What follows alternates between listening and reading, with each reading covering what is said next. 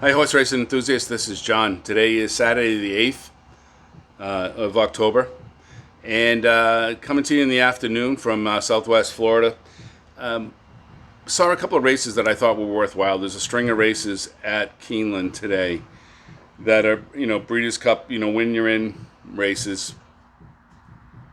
A couple of them are 2-year-old races, and although private, personally, I've picked a pick five. It's already underway, actually.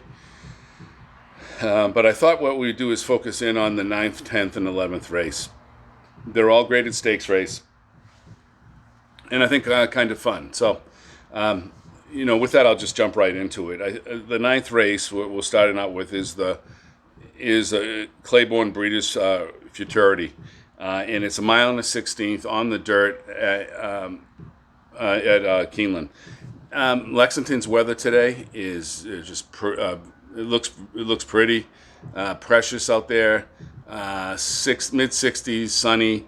I don't think we're going to have any problems with the track and that kind of thing. In this race, I like the 7 to win. I brought the board back today. The 7. I like the 7. He's my diamond horse today, but I'm going to try to beat him. And you can see here, I'm going to try to beat him with the 2. The 7 is Forte with Irad on him. Todd Pressure, the trainer, ran and already won a Grade 1 race, right? So now we're beating someone. I'm trying to beat him with a horse that won his maiden claimant race with a horse that is a Grade 1 winner. That's probably not the best way to go in the long term. But I have some reasons. Forte's race at Saratoga, the Grade 1, was in the slop. And I have this little feeling that when horses win on the slop, they could be very good racehorse. Justify could run the slop, right? So it may not mean anything with this caliber of horse, but typically I'm cautious when I see a horse win on the slop, whether they'll prove it to me at this caliber on the dirt. And that's what I'm saying to Forte. Prove it to me. And he just might. At any rate, I'm going to take Loggins, the 2. 1 time out. Brad Cox, the trainer. Florent Giroux is the jockey. Has a great Tomlinson of 403. All right, anything in the 400s is just wonderful. Just browsing quickly, it looks like he's 30 points higher than the next best. There's one flag of caution that I would throw out here, and I gave a bet yesterday for the 9th race at Keeneland on the 4. And that 4, I said, had room to improve it and only ran once. And I don't know if anyone watched that race yesterday, but if you watch that 4 coming down, it looked like it had the turn of foot, looked like it was going to catch up, and then just turned green on us, right? They're all young, they're all immature, and when you say green, it's like a green banana kind of thing. He started running, dipping in and out, and lost his footing, the horse is fine. It's just things that happen, but went from maybe a win to a definite second to a 3rd, and then a DQ to 4th. So, however, I'm going back in there today, and I'm going to take Loggins, the 2, in the 9th race. I also like the 7, as I mentioned, but I want to point one thing out here, and this may be worth it for those that bet on TVG, and you have money back specials where you can bet like up to $10, and if it comes in second or third, win bet. If it comes in second or third, you get your money back, right? So the 8, Newgate, Bob Baffert horse, Johnny V on it, 20 to 1 morning line, right? Ran in a Grade 1, and you got to read these comments. The comments say bobbled, chased, duo, lost. So you can see he stepped down from his first to second race. Looks like he can handle the distance. I think that 8 has a chance as well. So you can see over here in the 9th race of my bets, I'm saying I'm going to take the 2, 8 exacta box as well. All right, that's in the 9th race. All right, so as far as the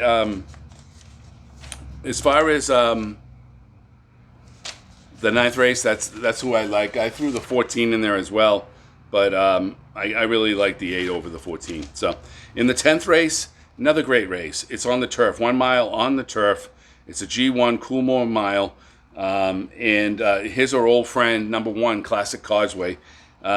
I think he's overmatched today, but I've watched him a couple of times, and I'm just going to watch it with curiosity today. I'm going to stay away from him. He's a speed horse. There's a lot of speed in this race, and I feel I'm going to go another way. And that way is going to be, you can see it here now with 2 horses. I think Casa Creed, the 9, is a Bill Mott trained. Saez is the jockey. And it looks like he's running the speed figures like, going to town here. He's got the running style that I like to see with other horses, that if there's a lot of speed in the race, I like to see a running style where you lag behind a little bit and then you close. There's going to be what they call pace in the race to close to. And I think you're going to see Casa Creed coming down the middle, the number 9, to win that. Now, I also like the 6, similar running style. So if you're looking at a group of, pick 3 bets or something, I would also consider the 6.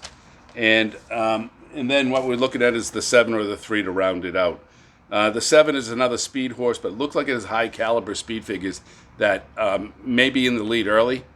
And I just throw him in there because, I think he's going to probably be the one that's going to be getting past coming down the stretch. That's how I envision the race. So let's see how that goes. And then we come to the 11th race. 11th race, and typically when the last race on a big day like this at the major race courses, they throw in a maiden special race at the end or something along those lines. But anyhow, again, this is for 3-year-olds, lightly raced 3-year-olds, 100 maiden special weight, and I really like the 8. Call Me Fast, 6-1 morning line, dialed in as the sire, and I just looked at a couple of these running lines. And this horse has improved each and every race. You see the speed figures increase each and every race. Again, 3-year-old, gelded gelding. And, for 4 races, coming into his 5th race. Last race was September 18th. He ran a 74, which, when you compare the speed figures that the horses produced to the Beyer par, right? You want to either see a horse that can run that par value or that can project to run that par value. And I look at this and I feel like this horse can win this race. So I'm going to go with the 8, followed with the 10 Cape Trafalgar, and the 2 Old Point, which is a first-time starter. But and then one thing I did want to point out is the 6, which I didn't list here. The 6 is a first-time gelding. Ran reason well. The reason I stayed off of him is because it's a Kitten's Joy horse. Doesn't mean that it can't win in the dirt, but I tend to think that they're typically going to be a turf horse.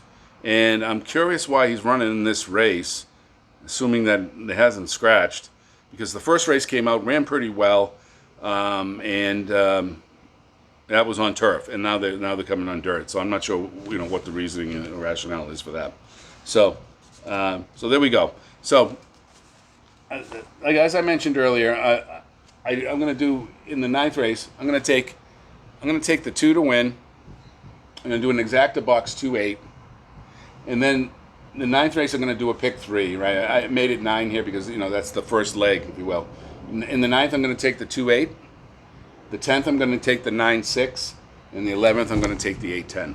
So I think that's there's a good series of races, something where money could be made, and so I wanted to give you guys a quick nod, send it out there, and then likely circle back around later today with a discussion about last week's Lucas Classic, and some of the things that have sort of developed since then, but I'll save the rest of the commentary on that for the next video. But good luck at the track, horse fans. If you like these, please subscribe, like and subscribe the videos. Also, I'm trying to do more things out in the comments. Like if I see something that changes, or I see I see a run or a horse that is kind of exciting me a little bit, I'll go out into the comment fields of the video that I released and make that comment. Sorry about that. So, thanks again, horse race enthusiasts. I look forward to speaking to you soon. Thank you. Bye.